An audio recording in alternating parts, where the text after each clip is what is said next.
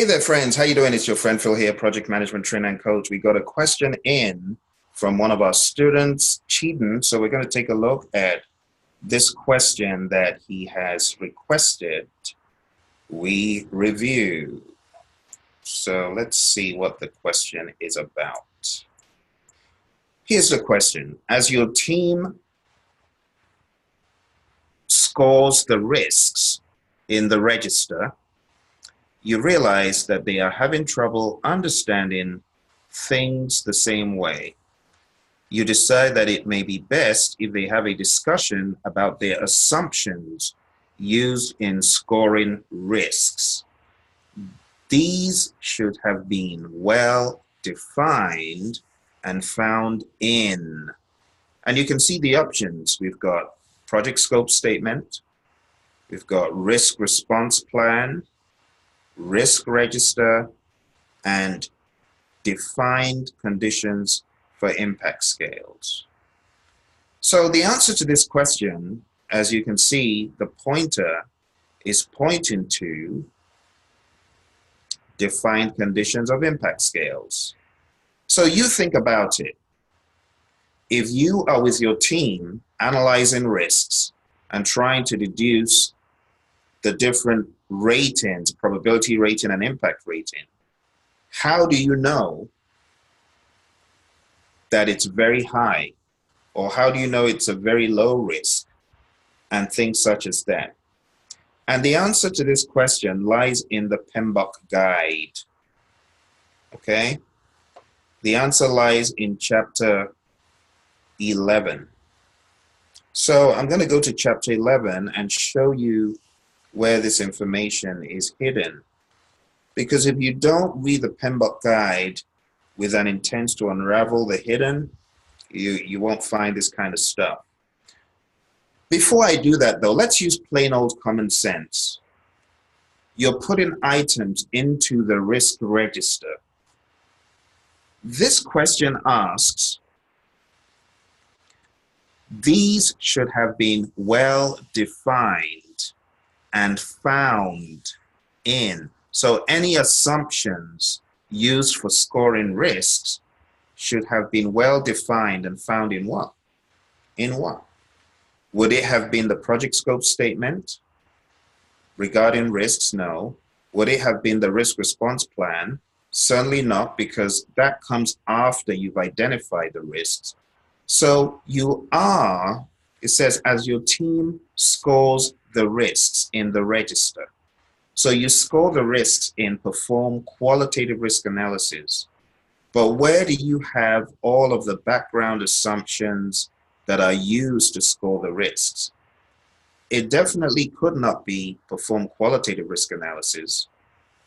This is done earlier on in planning. So if you go to page 407, it reads definitions of risk, probability, and impacts. It's on page 407. It says definitions of risk, probability, and impact levels are specific to the project context and reflects the risk appetite and thresholds of the organization and key stakeholders. So if someone is willing to take on an enormous risk, to one person, the risk may come across as being very high, but to that person, it may come across as being low. And that's why we need an impact scale per project to categorize what is a high risk, what is a medium risk, what is a low risk. So if you take a look further, it states the project may generate specific definitions of probability and impact levels.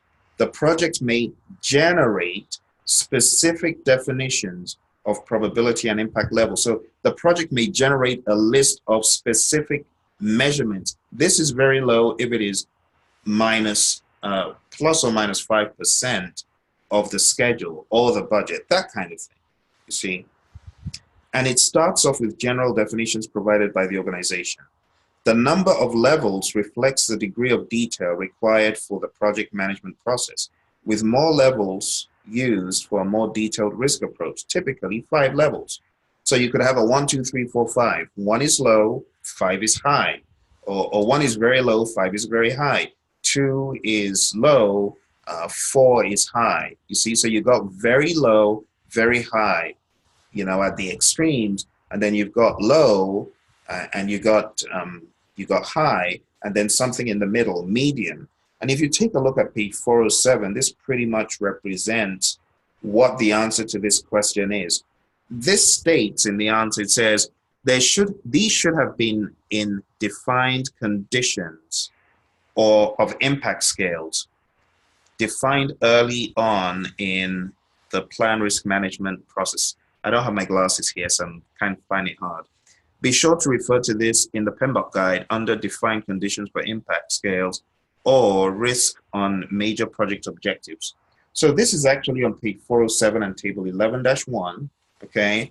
This table, without this table, what the question describes will happen. You will find it hard as a team to accurately and sensibly rate and rank these risks across the board, score these risks across the board. And that's why you want this definitions of probability and impacts, okay?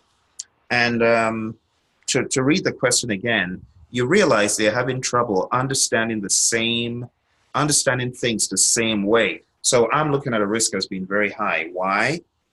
Because it is greater than 70% probability, greater than 6 months in the case of schedule, and greater than $5 million cost. Now, someone who has not looked at this definition of impact scales may be looking at a probability of 60%, and in their mind, it's very high. And they may be looking at a cost that is 3 million, greater than 3 million, but because they don't have this impact scale down, which is in my PMBOK guide, not my iPad. I'm talking about the PMBOK guide content. Because they don't have this impact scale down pat, they become confused. How do I know it's very high? Why did you say it's low? Why did I say it's medium? That kind of thing. You need these, it's called defined conditions of impact scales or definitions for probability and impacts, table 11-1. Okay, so that is not a bogus term, defined conditions for impact scales, because that's pretty much what it is. So back to the PMBOK guide, it says table 11-1 provides an example of definitions of probability and impacts against 3 project objectives. These scales can be used to evaluate both threats and opportunities by interpreting the impact definition that's negative for threats, which are like delay, additional cost, and performance shortfall, and positive for opportunities, reduced time or cost, and performance enhancement. So there you have it, folks. That's it. Peter, and I hope this helps you. Take a look at page 407. The risk register does not contain this breakdown of detail. If you read, going backwards, let's go to page 405. Page 405 hones in on the importance of the risk management plan across all of risk management. In fact, those of you getting ready for the exam, highly advise you to read this up, because this detail about what is in the risk management plan, you need to know where each of these pieces are used. See, there are a lot of pieces of information on page 405, 406. So let me go through them really quick. Risk strategy at a high level.